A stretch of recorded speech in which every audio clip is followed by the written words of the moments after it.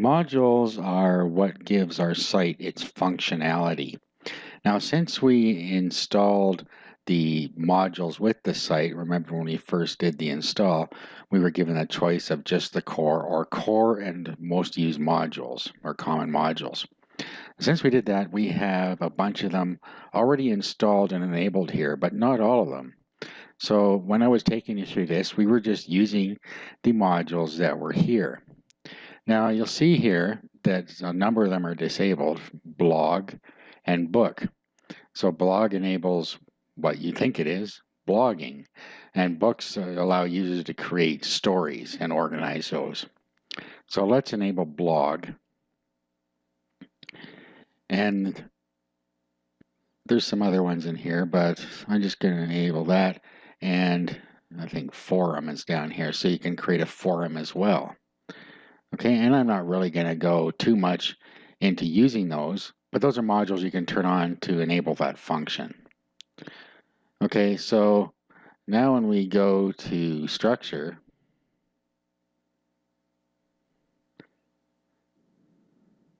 you now see that we have forums. So we can control forums. Okay, and then we can add content and add forums in here and create an actual forum for our site.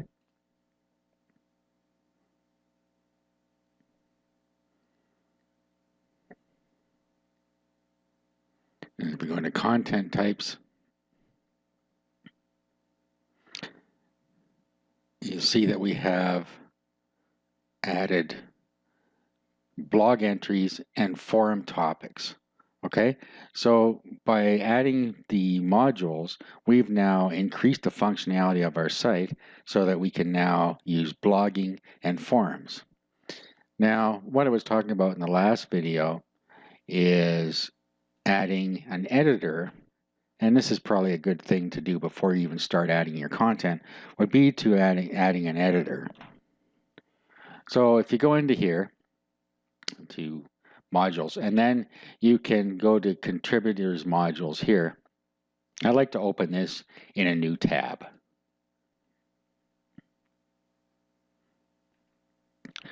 Okay, so these give you the modules here. And what I'm going to do, well, there's all kinds of them here that you can search for and install. I'm not going to go too much into this. This is pretty advanced. You can do all kinds of things with modules. But this was a video series to get you started, and that's what we're doing. So what we want here is editor. So we'll type editor in there. We'll search for that. And you can use your preferred editor. Okay, so I'm going to install this one called WYSIWYG here. So what we want to do is download the zip file.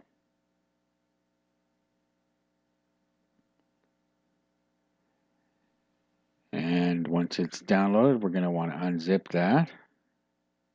So we'll go into the directory here. And we'll unzip it. Now, we're going to need to upload that to our server.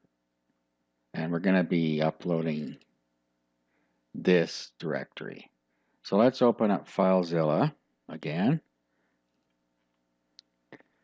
Okay, so what we want, I've connected up to my server here, and what we want to do is go into the modules directory, and this is where all our modules go.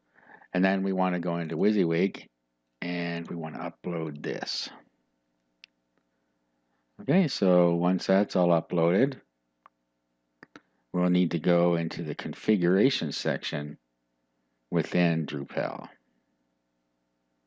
So we'll just wait for it to upload. Just make sure that there aren't any incomplete downloads or failed transfers. Okay, so those are all uploaded. So we can close this. And let's go back to our site and go over to configuration. Actually, no, we need to go back to modules first and enable it. A little ahead of myself there. So into modules.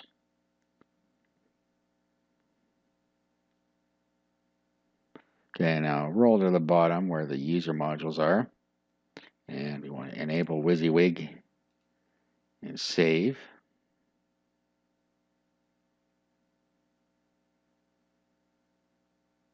All right, now we want to go into configuration.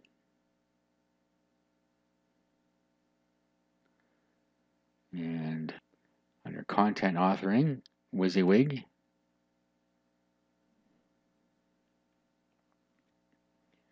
Okay, now to get the WYSIWYG editor installed, we need to download an actual editor. So I'm just going to use Nice Edit. So if I right click on here, I'm going to open it in a new tab here. And it lets you pick what you want in there. I'm just going to take the defaults, come to the bottom, click download, and wait for it to download. It's down. Okay, so let's go look in here. And there's Nice Edit. So we want to extract that. So use 7-zip and extract. Okay, now what I want to do is just rename this Nice Edit.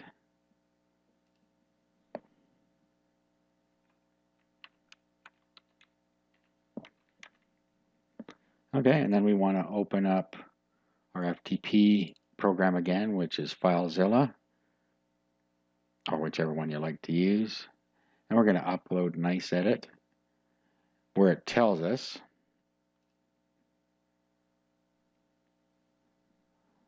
I'll connect up to my server here. So it tells us it needs to go into Sites, All, Libraries, and Nice Edit. Okay, so navigate to that over here. So Sites, All, Libraries, and then Nice Edit that we just renamed over here. We'll upload that.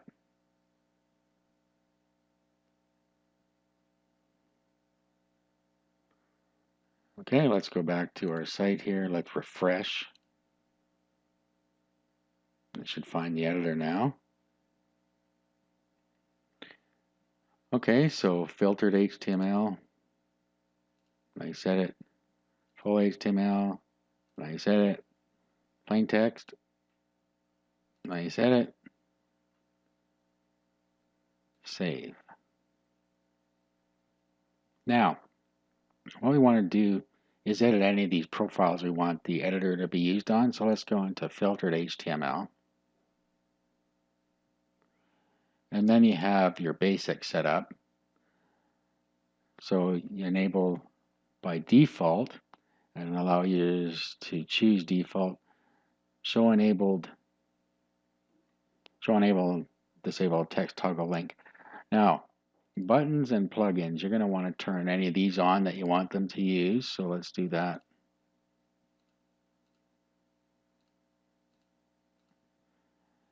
Okay, editor appearance. So this tells it where it's going to be. So at the top left.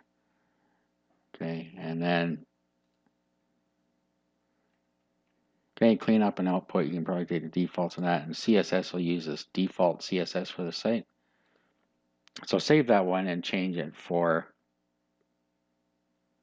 the filtered and full HTML at least.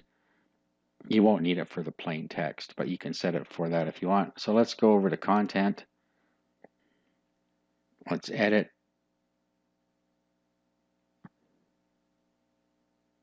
Okay, and now we have our basic editor in here that can help us with editing our text and get it set in there the way we want. Okay, so there's a quick introduction to modules and how you can get an editor into your site so that it's easier for people to put in content. Okay, so in the next video, we're going to go over appearance.